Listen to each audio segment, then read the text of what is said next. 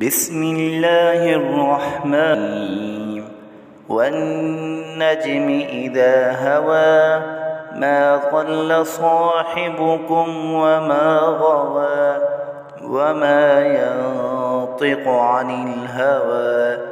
إن هو إلا وحي يوحى علمه شديد القوى ذو مرة فاستوى وهو بالأفق الأعلى ثم دنا فتدلى فكان قاب قوسين أو أدنى فأوحى إلى عبده ما أوحى ما كذب الفؤاد ما رأى أفتمارونه على ما يرى ولقد رآه نزلة أخرى عند سدرة المنتهى عندها جنة المأوى إذ يغشى السدرة ما يغشى ما زاغ البصر وما طغى لقد رأى من آيات ربه الكبرى أفرأيتم اللات والعزى ومناة الثالثة الأخرى ألكم الذكر وله الأنثى تلك إذا قسمة ضيزى إن هي إلا أسماء سميتموها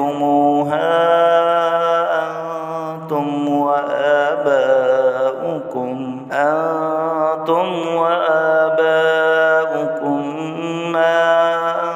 أنزل الله بها من سلطان إن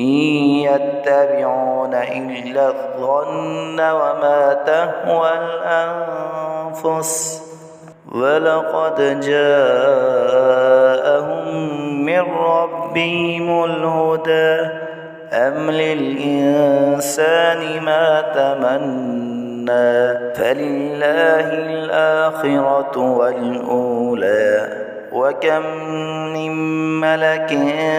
في السماوات لا تغني شفاعتهم شيئا إلا من بعد أن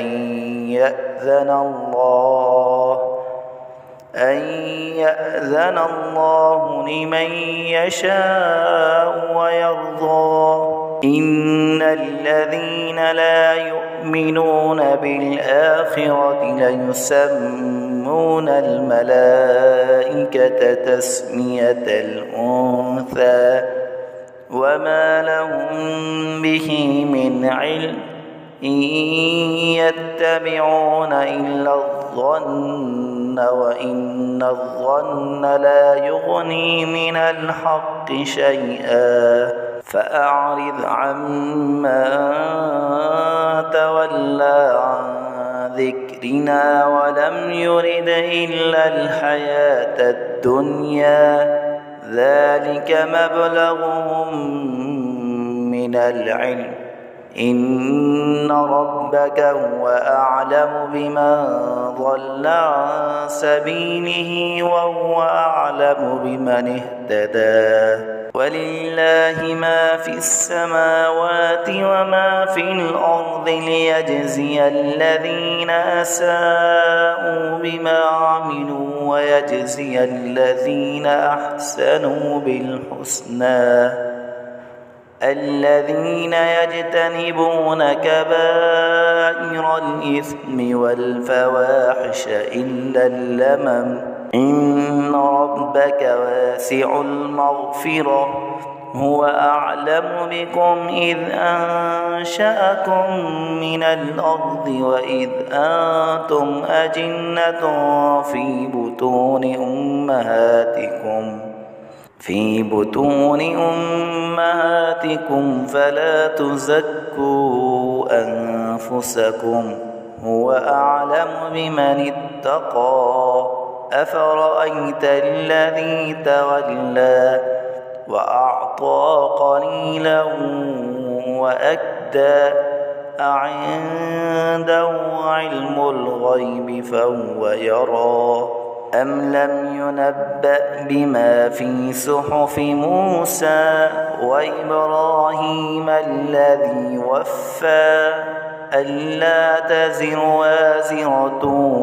وزر أخرى وأن ليس للإنسان إلا ما سعى وأن سعيه سوف يرى ثم يجزاه الجزاء الأوفى وأن إلى ربك المنتهى وأنه هو أضحك وأبكى وأنه هو أمات وأحيا وأنه خلق الزوجين الذكر والأنثى من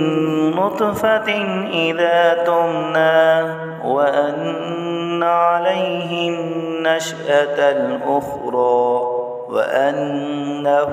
هو أغنى وأقنى وأنه هو رب الشعرى وأنه أهلك عادا الأولى وثمود فما أبقى وقوم نوح من قبل إنهم كانوا هم أظلم وأطغى والمؤتفكة أهوى فغشاها ما غشى فبأي آلاء ربك تتمارى هذا نذير من النذر الأولى أزفت الآزفة ليس لها من دون الله كاشفة أفمن هذا الحديث تعجبون